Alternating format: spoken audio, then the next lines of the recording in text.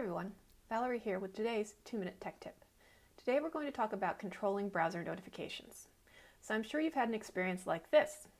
You go to a news or other website and it asks you to send notifications. Maybe you thought that was a good idea, or maybe you weren't paying attention and just said yes. Either way, now there's a pop-up at the bottom of your screen giving you live updates on the latest Bigfoot sightings, and you really don't need those. So how do you stop them? By adjusting your site settings.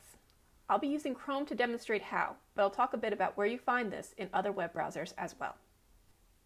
First thing we need to do is access the browser settings.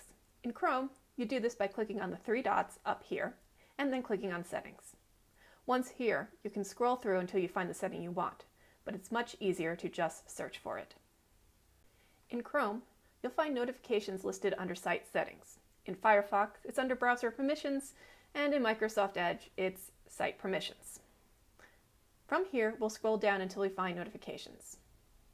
Now, if you don't want to get notifications at all, and you don't want to be asked about them, you can turn the whole thing off right here. But perhaps you want some sites to notify you and others not to. Here's where you can control that.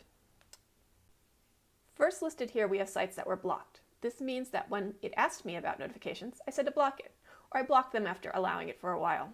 So if you see a site here that you would like to receive notifications from, you can unblock it. However, I think it's far more likely that you're getting notifications from a site that you don't want to.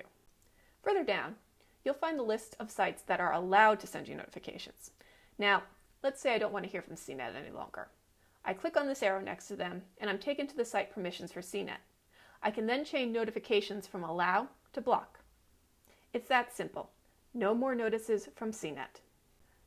You'll notice that these settings control not only notifications, but whether or not a site can know things like your location or access your camera and microphone.